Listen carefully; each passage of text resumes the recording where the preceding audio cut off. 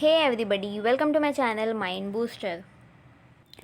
सो guys, हम पढ़ेंगे आज मैनेजमेंट ऑफ इंटरनेशनल रिलेशन। तो जो इंटरनेशनल रिलेशंस होते हैं उसको हम कैसे मैनेज करेंगे। So first we will see major international problems and the role of international institution and instrument. तो जो इंटरनेशनल प्रॉब्लम्स होती है उसमें जो इंटरनेशनल इंस्टीट्यूशन होता है उसका काम क्या होता है। So right from noticing problem of general nature like, तो कुछ जनरल नेचर के प्रॉब्लम्स है जैसे कि caring for child survival, environmental protection, health and medical search, elevation of poverty and economic development, agricultural development and fisheries, education, family planning, emergency and disaster relief, air sea travel, to problem of serious nature of maintaining peace and security, resolving endless relational conflict। तो ये सारे जो normal nature के general nature के problems है। Now managing international problems of peace and security, जो piece और security के लिए हम लोग जो इंटरनेशनल प्रॉब्लम होती है जैसे कि first world war, second world war, cold war, ये सारे जो आते हैं वो पीस और सिक्योरिटी के लिए आते हैं क्योंकि यहाँ पे कोई पीस और कोई सिक्योरिटी नहीं थी। Then by deploying more than 35 peace keeping forces and observer mission, तो हमने 35 पीस कीपिंग फोर्सेस को डिप्लॉय किया है और ऑब्जर्वर मिशंस को। The United Nation has been able to restore calm which has allowed the negotiating process to go forward while saving millions of people। तो ये बनाया है ताकि हम कुछ काम जनरेट कर सके और हम लोगों को, मिलियन ऑफ पीपल्स को बचा सके from becoming a casualties of conflict, जो कॉन्फ्लिक्ट का बिना कोई मतलब उनका कोई इन्वॉल्वमेंट ना होने के बाद भी वो जो कैजुअलिटीज़ बन जाते हैं उससे। Then some of the various instrument in the form of treaties, conventions, resolutions, declaration etc। तो गाइस, अगर हमको कुछ प्रॉब्लम्स का सोल्यूशन निकालना है तो हम क्या करते हैं, ट्रीटीज़ बनाते हैं, कन्वेंशंस बनाते हैं, जो जिसमें भी प्रॉब्लम्स होती है वो कंट्रीज उसे साइन करती है एंड उसे अप्रोप्रिएट फॉलो करने की कोशिश करती है। देन 1965 में हमने एक डिक्लेरेशन बनाया था जिसमें था कि जो डोमेस्टिक अफेयर्स है स्टेट के उसमें कोई इंटरवेन नहीं करेगा और जो उनकी स्टेट्स की इंडिपेंडेंस और सॉवरिटी को प्रोटेक्ट किया जाएगा। देन 1970 में हमने एक डिक्लेरेशन बनाया था जिसमें था कि इंटरनेशनल सिक्योरिटी को हम स्ट्रेंथन करेंगे। देन 1980 का डिक्लेरेशन था कि principle of international law concerning friendly relation and cooperation among state, कि हम एक फ्रेंडली रिलेशन और कोऑपरेशन स्टेट के बीच में ला सके। 1974 में डेफिनेशन ऑफ एग्रेशन का मतलब होता है एक एंग्री फीलिंग होती है जिससे हम क्या करते हैं, मतलब पीपल को अटैक करने की कोशिश करते हैं। तो उसकी डेफिनेशन बताई गई 1977 में, declaration on the deepening and consolidation of international detain का मतलब होता है कि रिलीज फ्रॉम टेंशन। तो जैसे कि हमने कोल्ड वार में ये टर्म को पढ़ा था।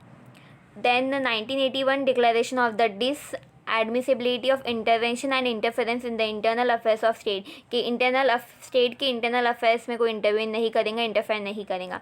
इन 1981 declaration on the prevention of nuclear catastrophe, तो जो न्यूक्लियर कैटास्ट्रोफ का प्रिवेंशन है उसका था ये declaration. Then 1982 Manila declaration on the peaceful settlement of international dispute, तो ये था कि हम जो मैनीला डिक्लेरेशन था वो पीसफुल सेटलमेंट था इंटरनेशनल डिस्प्यूट के बीच में। 1987 declaration on the enhancement of the effectiveness of principle of refraining from the threat और use of force in international relation, कि कोई इंटरनेशनल रिलेशन में थ्रेट का या फोर्स का यूज़ नहीं करेगा प्रिंसिपल को रिफ्रेन करने के लिए। Okay. Then 1978 was a declaration on the preparation of societies for life in peace, कि जो सोसाइटीज़ है उसे प्रिपेयर किया जा सके ताकि वो अच्छे से पीसफुल तरीके से उनकी लाइफ को जी सके।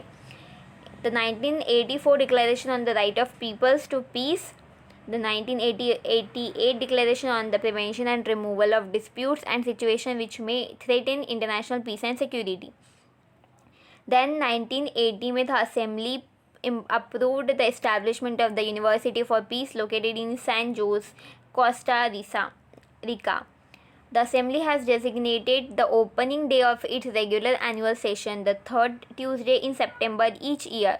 तो जो असेंबली ने उसका जो opening day regular annual section का कब किया, द थर्ड ट्यूसडे, जो सितंबर में थर्ड ट्यूसडे आएगा हर साल, तब उसका ओपनिंग डे होगा as the international day of peace, और उसे कहा जाता है international day of piece.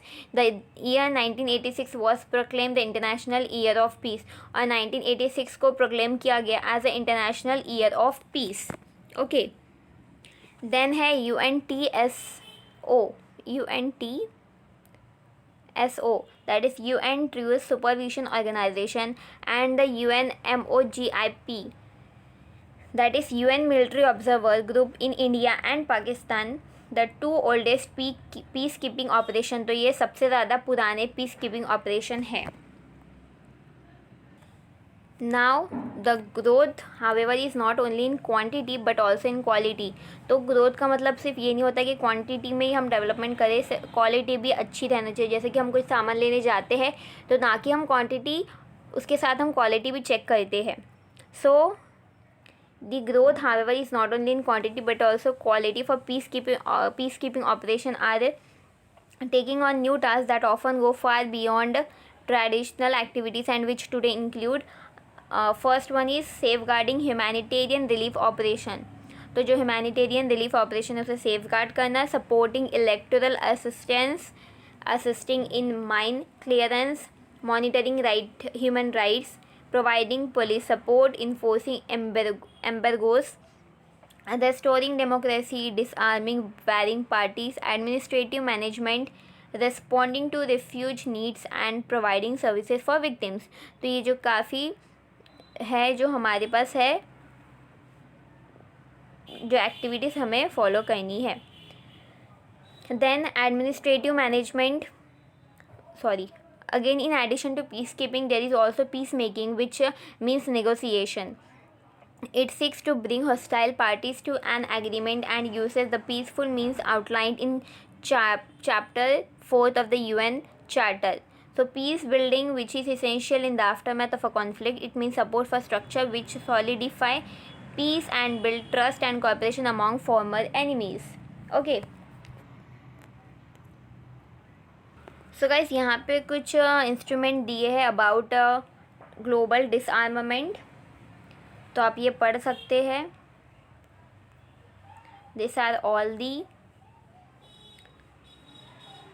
This one, तो आप ये पढ़ लीजिए और आपको ये सारे याद करना है. ओके.